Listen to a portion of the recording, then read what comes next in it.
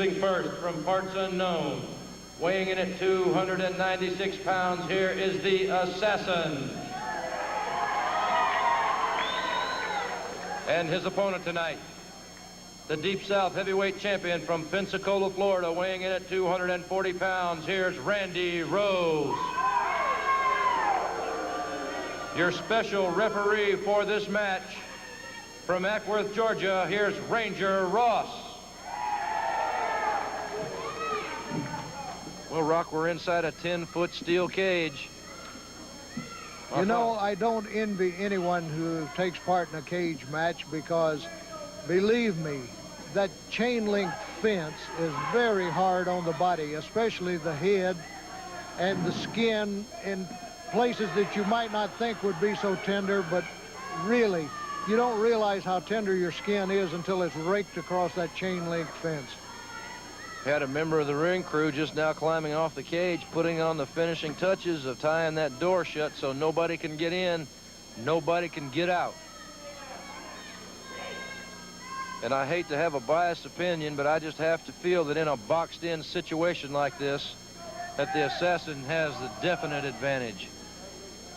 Well, I'm certain that you have your reasons for feeling that, and we all know your reasons for being partisan, and I certainly say no one could blame you for that.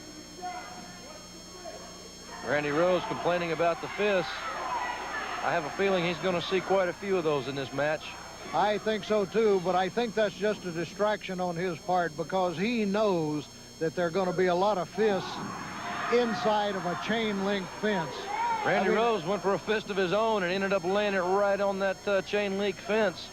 Well, that's what I say. He was trying to sucker the Assassin there. Pretty hard to sucker the Assassin. He's an experienced veteran, has been around for years. He's seen and done about all.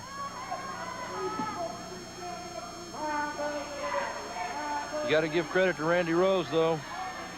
He's still the Deep South heavyweight champion. He's defended it on various occasions and still holds that title. I don't know how well he'll be able to defend that title after tonight. It remains to be seen.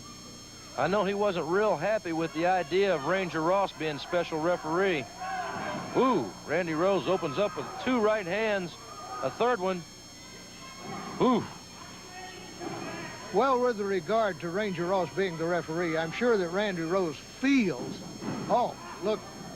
All the way across the ring and into the steel cage. I'm sure Randy Rose feels that he's outnumbered in there by 2-1, but I'm sure that on the other hand, Ranger Ross will attempt in his own way to be fair. However, it would be pretty hard to ignore some of the battles that Ranger Ross has had with Randy Rose himself.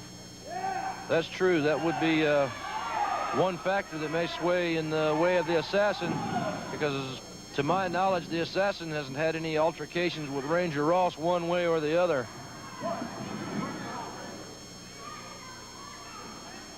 Ranger Ross is definitely capable of upholding authority in the ring.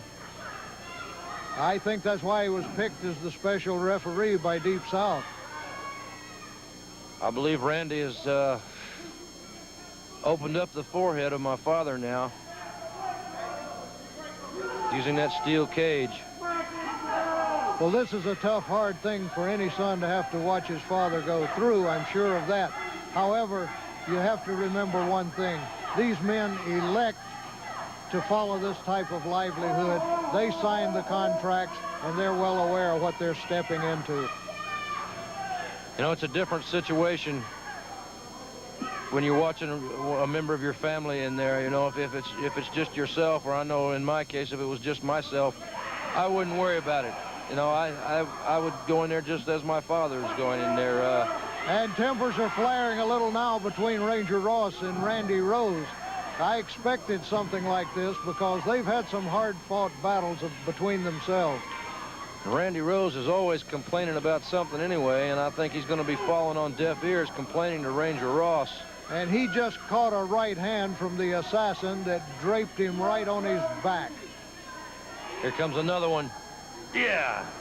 Ooh, and into the cage, and Rose is down. And now it looks as if the tide may turn in this battle. Rose is down. The assassin brings him up. Whoa, the patented headbutt. He's knocked a lot of good men out with that headbutt, I guarantee you. You got to give Rose credit. He's still conscious. Ooh. He just drove that big right hand into Rose's forehead again. Or somewhere in the facial area. I didn't get a good shot of it. A big boot to the head. And now put the digits of that left hand and the digits of that right hand out of commission. That way he wouldn't be able to punch so hard, would he? That's exactly right. I was just fixing to say, take away a little of that punching power and use that steel cage to your advantage.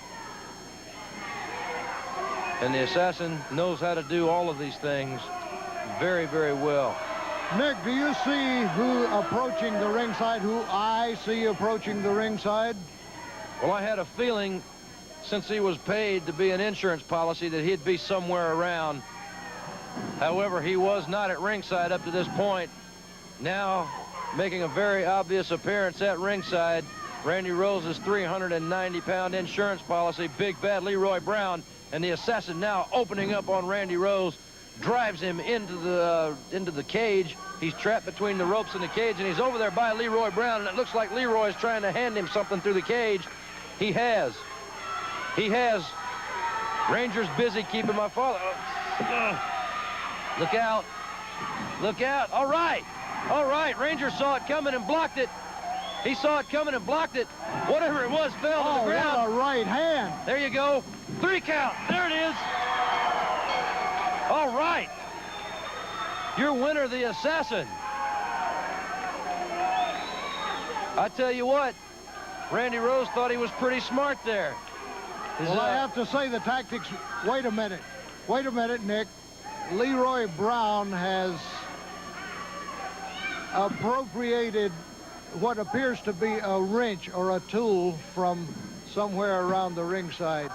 It looked as if it come from the box of the ring crew. That's right. They were getting ready to tear that cage down. Leroy Brown now from behind, out of sight on the floor. He's attacked the assassin, Ranger Ross. He's out on the floor now to try and stop things. There you go. Ranger stops Leroy Brown. He's nailing from a... Oh, wait a second. Randy Rose now. He's on the scene. Oh, he gloms Ranger Ross from behind. The assassin is down. Now it's Brown and Rose on Ranger Ross. Double teaming Ranger Ross.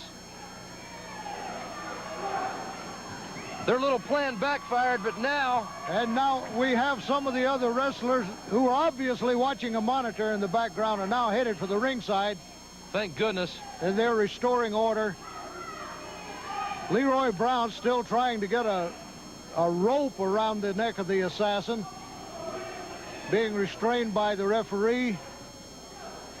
I tell you what, Rock, I've got to get down to ringside and make sure how my father's doing right now. Yes, I think you should. Now, Randy Rose is slamming Ranger Ross across the rail of the restraining rail around the ring.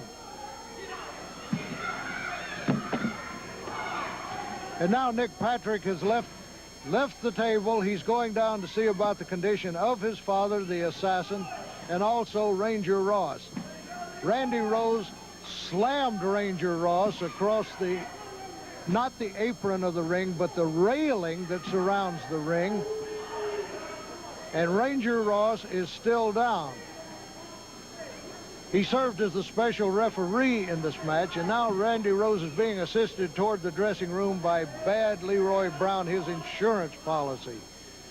And now Nick Patrick is helping the assassin out toward the other side, toward the other dressing room. And here comes Ranger Ross, also with assistance. So although the assassin did gain a victory, I have to say that it was a heavy price because he and Ranger Ross both have to be assisted from the ringside at this point.